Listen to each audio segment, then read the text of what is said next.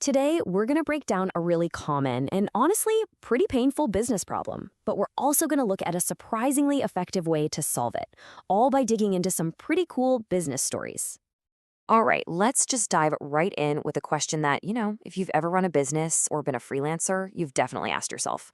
We've all had those clients, the ones that just seem to drain all your time, your energy, your team's morale. But what is the actual bottom line cost of keeping them around? Well, this isn't just about feeling frustrated. It's a real hidden drain on your resources. And back in 2015, Mailchimp decided they wanted to put a number on that feeling. They dug into their own data and found something huge lurking in there, a problem that was quietly eating away at their business. And what they found was, well, it was kind of insane. Get this. Just 15% of their clients were responsible for a staggering 60% of all their support tickets. 60%. And for all that work, that same little group was only bringing in 8% of the company's revenue. It's like a textbook case of a massive resource suck. But here's the kicker, the part that changed everything for them.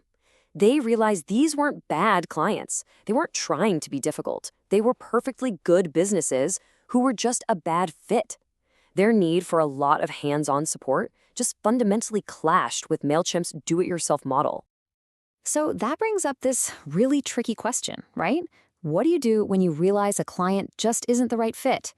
I think the default for a lot of us is to either just grin and bear it or, end things badly, both of which can burn bridges and really hurt your reputation.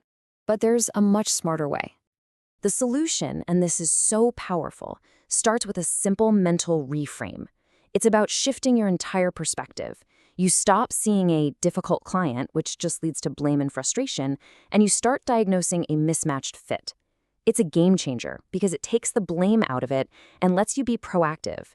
It's not about fault. It's about a solution. So Mailchimp's CEO, Ben Chestnut, went to these clients with total honesty, not an accusation. I mean, just listen to how he framed that. He didn't say, hey, you're costing us too much money. He said, it looks like our platform isn't giving you what you need, and we genuinely want to help you find something that does. That one switch, from blame to help, changes the entire conversation. And this wasn't just some feel-good idea. It led to a real strategy they started calling the fit conversation. So instead of just secretly wishing these clients would leave, they actually reached out to them to have a really open, honest talk about the mismatch they'd found in the data. And they didn't just come with a problem. They came with 3 really constructive solutions. First, a client could upgrade to a higher tier plan that actually had the dedicated support they needed. 2, they could transition to a certified partner agency that specialized in that kind of hands-on work. Or 3, and get this is the part that blows my mind, Mailchimp offered to help them move to a competitor. They literally put the client's needs first, even if it meant losing their business. So what happened? You might think people would be angry, right? Nope. The result was absolutely astounding. A full 70% of these high-maintenance, low-revenue clients took one of the options to transition away. They didn't put up a fight. They actually appreciated the honesty and the help. And the ripple effects for Mailchimp? They were massive. The clients who left didn't leave angry. They left as fans who were treated with respect. The support team's workload just plummeted overnight, which meant they could give way better service to the right customers. And maybe just as important, team morale went through the roof. They could finally focus on doing great work for people they were built to serve. Okay, so the Mailchimp story is amazing, right? But the thing is, this isn't just a one-hit wonder. This idea of focusing on the right fit is a core strategy that a ton of really successful companies use to stay sharp and effective. Take a company like Basecamp, for example. They don't just wait for a problem to pop up. Every single quarter, their founder, Jason Fried, runs what he calls a wrong fit audit. They are actively searching for clients who might be a bad fit before it becomes a drain. They're not waiting for the fire to start, they're looking for the smoke. And once you see this pattern, you start seeing it everywhere. HubSpot, Shopify, WordPress, they all built these huge ecosystems of partners to handle all the custom, niche stuff so they could stay laser focused on their main product. Think about Airbnb. They started by obsessively serving this tiny niche of people going to design conferences. It's always about focusing your best energy on serving the right customer perfectly.